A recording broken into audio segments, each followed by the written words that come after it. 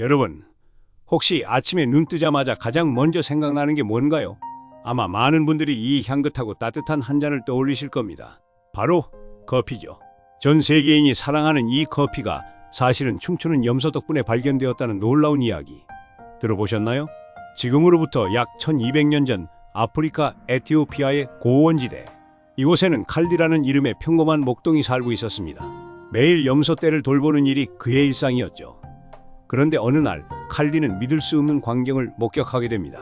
평소와 다르게 염소들이 갑자기 활기가 넘치고 마치 춤을 추는 것처럼 이리저리 뛰어다니는 겁니다. 밤이 되어서도 잠을 자지 않고 흥분 상태를 유지했죠. 칼디는 도대체 염소들이 뭘 먹었길래 저러나 싶어 유심히 관찰하기 시작했습니다. 염소들이 뜯어먹던 풀 사이에서 칼디는 유난히 빨갛고 탐스러운 열매를 발견합니다. 호기심에 그 열매를 직접 맛본 칼디. 그러자 신기하게도 그도 염소들처럼 몸에 활력이 솟아나는 것을 느꼈죠. 이 놀라운 경험을 수도 원장에게 알린 칼디. 하지만 수도 원장은 이 열매가 악마의 것이라며 불 속에 던져버립니다. 그런데 이게 웬일입니까? 불 속에서 열매가 타면서 이제껏 맡아보지 못한 너무나도 향긋하고 매혹적인 냄새가 피어오르는 겁니다. 수도승들은 이 향기에 이끌려 타다 남은 열매들을 꺼내 뜨거운 물에 넣어 마셔보았고, 놀랍게도 밤샘 기도를 할 때마다 찾아오던 졸음이 싹 사라지고 정신이 맑아지는 것을 경험합니다. 이렇게 잠들지 않는 음료, 커피가 세상에 처음으로 모습을 드러내게 된 것이죠. 염소를 춤추게 하고 수도승의 잠을 쫓아준 이 마법의 열매는 곧 이슬람 세계로 퍼져나갑니다. 특히 이슬람 수도승들은 밤샘 기도와 연구를 위해 커피를 즐겨 마셨고, 이는 신의 음료로 불리며 신성시되기도 했습니다. 이후 17세기, 커피는 베네치아 상인들에 의해 유럽으로 전파됩니다. 처음에는 악마의 음료라는 오해를 받기도 했지만 교황 클레멘스 8세가 커피를 맛본 후 이 악마의 음료는 너무나 맛있어서 세례를 받아야 마땅하다 라고 말하며 커피는 비로소 유럽 전역으로 퍼져나가기 시작합니다. 유럽에서는 커피를 마시는 커피하우스가 생겨나면서 새로운 문화 공간으로 자리 잡았습니다.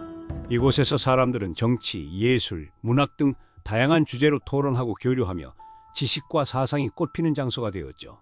우리가 아는 유명한 철학자, 예술가들도 커피하우스의 단골 손님이었다는 사실.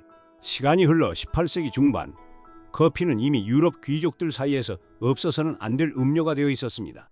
특히 교황 베네딕토 14세는 소문난 커피 애호가였죠. 그는 바티칸 궁전 안에 자신만의 작은 커피 농장을 만들 정도였고, 심지어 당시 가장 맛있는 커피 원두를 선별하는 일에 직접 관여했다고 합니다. 덕분에 바티칸에서 생산되는 커피는 최고의 품질을 자랑하며 큰 인기를 누렸죠. 이렇게 교황들의 인정을 받으며 커피는 단순한 음료를 넘어 유럽 사회의 중요한 문화 아이콘으로 자리 잡게 됩니다. 그리고 오늘날 커피는 단순한 음료를 넘어 하나의 거대한 문화이자 산업이 되었습니다. 에스프레소, 라떼, 아메리카노 등 셀 수 없이 다양한 종류의 커피가 전 세계인의 취향을 사로잡고 있죠. 평범한 염소들의 춤에서 시작되어 두 명의 교황까지 매료시킨 커피의 역사, 정말 흥미롭지 않나요?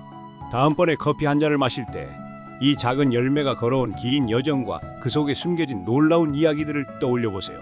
아마 커피가 훨씬 더 특별하게 느껴지실 겁니다. 오늘 이야기가 재미있으셨다면 배고픈 역사책 구독과 좋아요, 알림 설정 잊지 마시고요. 다음 시간에도 더 흥미로운 음식 이야기로 찾아오겠습니다. 감사합니다.